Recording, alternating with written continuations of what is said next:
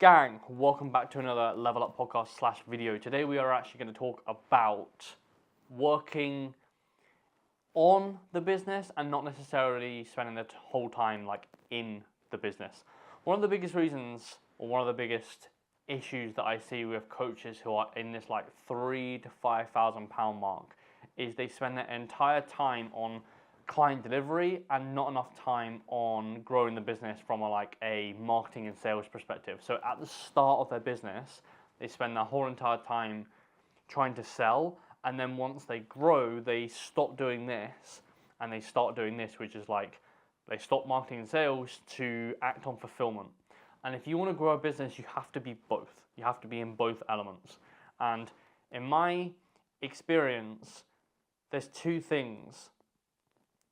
One, they haven't built out processes that allow them to scale. So if, let's just say for example, if you get asked the same question over and over and over again, you shouldn't be on WhatsApp explaining the same thing over and over and over again. You should have resources at hand, okay? So there's that situation. They set no clear boundaries to the client. So a client could be texting them at like 9 o'clock at night, 10 o'clock at night, or even like playing tennis text, I call it. So basically like one text comes in, you answer it, another text comes in, you answer it. So they do that the whole day rather than concentrating on marketing and sales, okay? So they set no clear boundaries, they have no clear like code of ethics. So on onboarding, you're not setting them a clear expectation of like, this is how to check in with me, this is how to communicate with me, don't spam me. Like you can actually say that on like delivery, you can actually say like, hey, understand I'm a service, there's no need to spam me. If you have an emergency in your life, as in like you have an emergency, don't ring me or don't text me, ring the police. In essence, there's no real emergency that's going to occur within fitness. If you've broken your leg, I can't do shit about it. You've got to ring the fucking ambulance, right? Or you've got to go to the hospital. What I mean by this is like you have to set clear expectations. What do I expect from you? What do to expect from me? Here's when you're going to get your check-in. Here's how to fill out your check-in form. All that stuff should be on arrival, on onboarding, and then they know exactly what to do. So you have set processes, but you're not actually giving, or 9 times out of 10, you're not actually giving the client this is what to go and do, right? And then guess what you can do if a client steps outside of the boundaries? You can push the video or you can push the resource back at them. Okay, so you're like, hey, you're texting me at 10 o'clock at night. Can you give this video a watch? Because this is basically how to run things. So you always push back on it. So if a client steps outside of the boundaries, you're like, hey, this is how to run my service. So just watch this video. So one of the biggest reasons I see that a client or a coach is stuck in this 3 to 5 grand mark is literally spending the whole entire time on fulfillment. But I would have a code of ethics on entry. So like, here's how to check in with me. Here's how to communicate with me. Here's how just to run my service. Because if you don't have that, you're kind of expecting the client to know your coaching process, but they don't. And again, if a client steps outside of that, you just give them the video back at them, okay? Because again, if you start texting someone at like 9 o'clock at night, 10 o'clock at night, they're going to keep doing it, okay? So you push them back into boundaries. If you are getting asked the same thing over and over and over again, if you get asked the same question 3 times by 3 different people, you need to make a resource on it. So instead of spending the whole entire time explaining it to this person, this person, this person, this person, and spending the whole time in the business, you now have a resource that you can go, there you go. For instance, if you join TCT, I've likely got a resource for pretty much every single question you're ever going to ask. One, it makes it clear and understandable to you because you get to listen to me talk for like 10 to 15 minutes versus me just giving you like a WhatsApp message and you're like, I don't get it.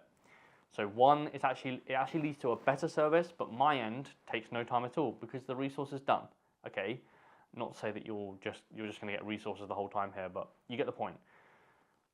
Lastly, what I would suggest if you're stuck in this 3 to 5 grand mark, lastly what I would do is I'd timesheet your week.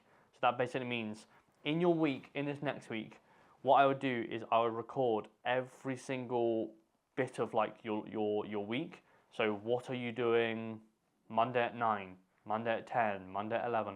Record your whole entire week, and then have a look at the things that you're doing in the business versus the things you're doing on the business. If in the business is much larger than on the business, you have a problem, and you won't be able to scale as much. Okay, so what I would do this week is like, right, where am I spending a lot of my time? Is it in the business? Cool. I either need to automate or delegate or both. Okay, and that's the key to scaling. Again, at the start, you can do all of these things by yourself. Okay, but when you get to a certain level, you have to have processes in place that allow you to scale. So when you go through these like different like, I suppose, revenue markers, what tends to happen is you run into different problems. The first section is like, I don't have enough trust in the market to gain clients. Then it's all about, I spend so much time in the business and not on the business, so it doesn't allow me to scale. The next stage of it is team building, training your team, training your staff, all that good stuff. There's always problems, but they're different problems. And this is the thing with like, especially with us, this is the thing that most mentors do, is that they just give you like one set thing and they're like, go and do it.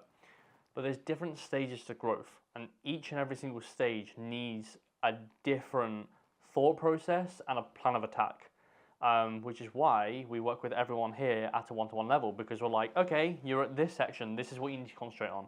Okay, I know the problems here, this is what you need to focus on. Okay, there's problems here where you can't train staff and stuff like that. You have no clear SOPs and stuff like that, so we attack that problem. Okay. So yeah, but essentially there's always going to be a problem in business. It's just different problems. Okay. But yeah, if you're in that like 3 to 5 grand mark, you need clear fucking boundaries. You need a timesheet. You need to automate and delegate, or both. And then any frequent questions you get, you need to make a resource on. Okay.